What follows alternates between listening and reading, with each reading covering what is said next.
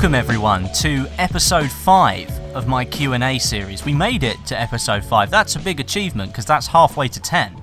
But I don't think we'll ever get to 10 episodes with a Q&A because I can't really talk about myself that much. I like talking about other things and not really talking about myself. But I do have a few questions lined up today. I just asked on Twitter if anybody wanted to know anything.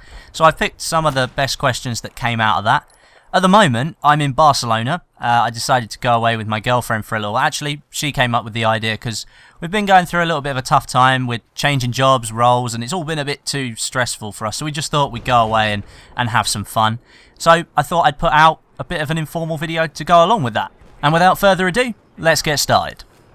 The first question today comes in from Greek, who's a really good friend of mine. I recently met him at EGX, and he's a really, really nice person. But ultimately, I'm just so jealous of his beard. I can't even grow facial hair properly. It's so patchy that it just makes me look stupid. So as soon as it grows, I just shave it off.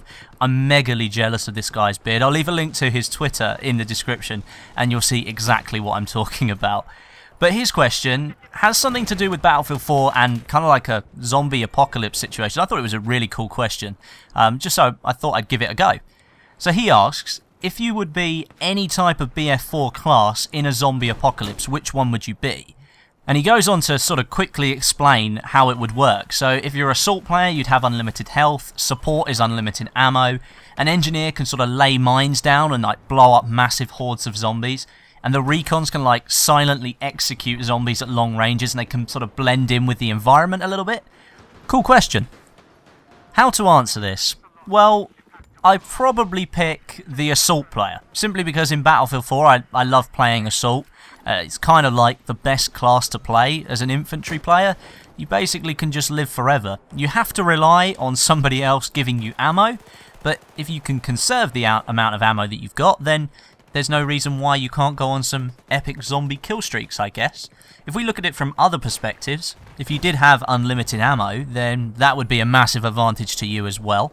You would never have to sort of run out, you'd never have to go searching for ammunition, although you could never heal yourself. You could never get maybe like a band-aid or a shot of, I don't know, antibiotics that you needed from the medic guy, so you'd always have to be watching your back. Engineer's not really my style, although I could see some pretty cool explosions coming up from landmines and RPGs going around all over the place. But don't forget, with massive amounts of noise will attract massive amounts of zombies. So if you're blowing things up all the time, then you're going to be attracting more of the thing that you're trying to kill. So it might be counterproductive for you to play as an engineer. But going into recon, I think that could be like an interesting concept if you're blending in with backgrounds and things like that. But you're not killing them fast enough, you're not really helping anybody. Once again, you're not playing the objective by being a recon guy camping in a bush 600 meters away while your friends are in the middle of a field running round and round, blowing them up, supplying ammo, and healing each other. You're not actually helping them by picking off one zombie at a time. So I'd most likely steer clear of recon. It just doesn't really appeal to me, and plus I want to be killing things, and you can't really do that with a sniper rifle. At least you can't kill that many things at once. So yeah, overall, I'd probably be an assault player, just because that's what I like to do. I wouldn't mind being like an engineer or a support guy, but it just doesn't appeal as much to me, and especially as engineer, you just attract more zombies. I don't know why I chose to answer this question. It's got no real relevance at all, but it was just such an epic question for a really early on a Tuesday morning when I was on the train, and Greek tweeted it to me, so I just thought I'd answer it. Next question comes from a lovely gentleman named Nick, also a question from Twitter, and it kind of has relevance to Greek's question really because it follows on with the zombie theme, and it's something that I mentioned a while back, that should I do Call of Duty videos, or Call of Duty Zombies videos more to the point, and yes, I'd love to do them. I think it would be really cool. It's something that I used to play a lot. I used to play more Call of Duty Zombies mode than I played any other first-person shooter. I was massively addicted to playing it with my stepbrother on split screen or across like the Wi-Fi connection in the house because we both had PlayStation 3s at that point. and we used to literally spend hours playing that game. We would come home from school, pick up the controllers maybe at like 5 o'clock, go to bed at like 2:30. We may have only played like 1 or 2 rounds, but by the end of it we were so good getting to like level 50 and 60 each time.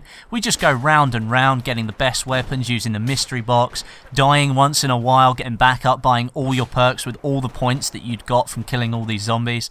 I think it was just such a good repetitive mode that it never got boring, because there were so many different ways that you could die, so many different rooms for you to play, and so many different maps to play. It just offered a really, really nice variety. Now, I would do Call of Duty zombie videos, but I just don't think they're that relevant anymore. And I don't know if people would really be interested in watching them. A lot of people say that I should do what I want to do on my channel, and I do. I play Battlefield, I've started to post Far Cry, but I don't want to put things up that you guys aren't going to watch, because at the end of the day, I like putting something out that you guys are going to enjoy. If you're not going to enjoy it, then there's no point me posting it, because nobody gets any enjoyment out of it. I might have fun playing it, but I want to share my experiences with you, and if you don't want to watch that, then there's no point me posting it. So if you do want me to post some Call of Duty stuff, I'm more than happy to do it, but I just want to know that there are going to be people out there that would want to watch it as well, because like I said, don't want to post something that people aren't interested in. And the last question today, because I took so long to answer the first 2 questions, comes from Ben Morrow, another really good friend of mine on Twitter. He's followed me for a long time, so thanks for following me and putting up with pretty much all the shit that I put on Twitter. He asks, are you planning to get a next generation console, and if so, which one would you get? To be honest, I'm not planning on getting one, but I'll answer the question anyway.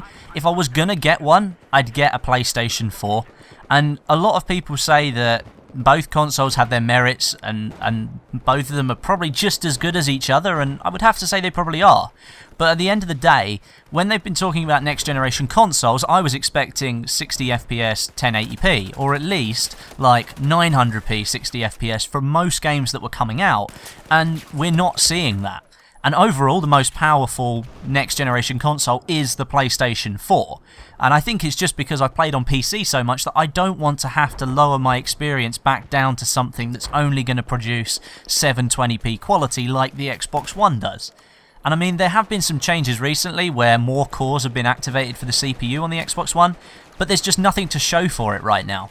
I mean, with the PlayStation 4, Battlefield 4 runs at 900p 60 FPS, Hardline's going to run at 900p 60 FPS, they're aiming for 1080p 60 FPS on the PlayStation 4 for Rainbow Six Siege. There just seems to be a lot more going for that console than with Microsoft's one. So in answer to your question, I'm not going to get a next generation console unless someone wants to give me one, but I would want a PlayStation 4.